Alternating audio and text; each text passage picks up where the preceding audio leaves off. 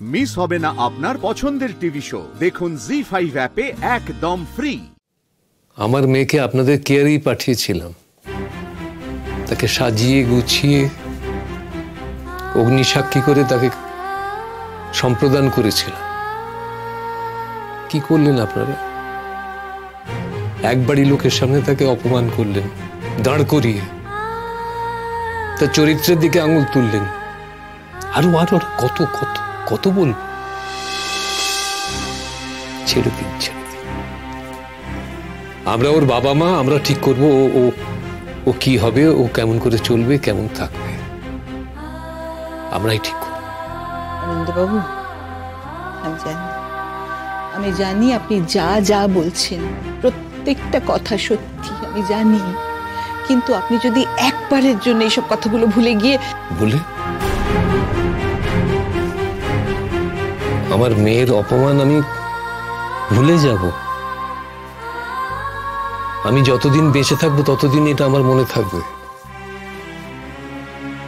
Doctor Ganguly, আমি হাত জোড় করছি, আপনারা এখান থেকে চলে যান।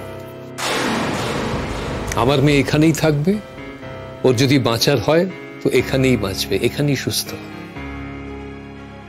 আজকে আমার মেয়ের যে দুর্ভাগ্য তার জন্য আপনাদের পরিবার এবং আপনাদের ছেলে দায়ী। সুতরাং আমাদের কাছে আপনারা ঘেঁষবেন না, আমি ঘেঁষতে দেব না। দরকার হলে পুলিশের সাহায্য নিন। আর এটাও বলে রাখছি যে আমার মেয়েকে যদি আমি সুস্থ করে এখান থেকে নিয়ে যেতে পারি তাহলে আমার প্রথম কাজ হবে ওর সঙ্গে নীলের ডিভোর্সটা শেষ করা। ওর জীবনে আপনাদের ছায়া এবং আপনার ছেলের ছায়া আমি আর পড়তে দেব।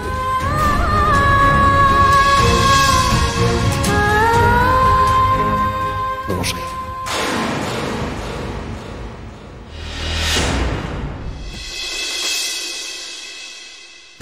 হ্যাঁ হ্যাঁ, আমি আর জিষ্ণু বাইরে আছি। না না, ঠিক আছে, আমরা এইমাত্র এসছি। বলছি যে মেঘ এখন কেমন? ওকে ওকে ওকে, ঠিক আছে ঠিক আছে, আপনি আসুন, আমি অপেক্ষা করছি। আচ্ছা।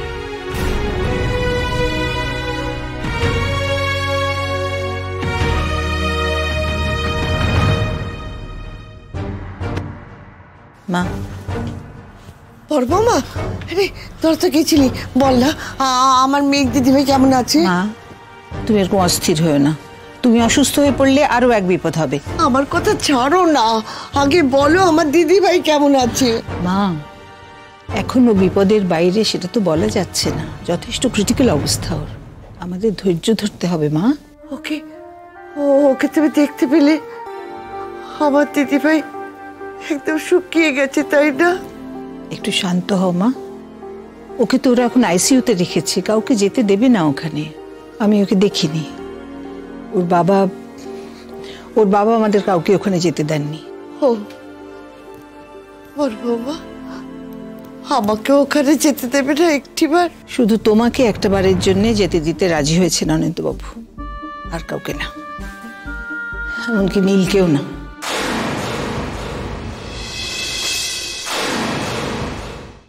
জি5 ডাউনলোড করুন আর সব এপিসোড দেখুন একদম ফ্রি।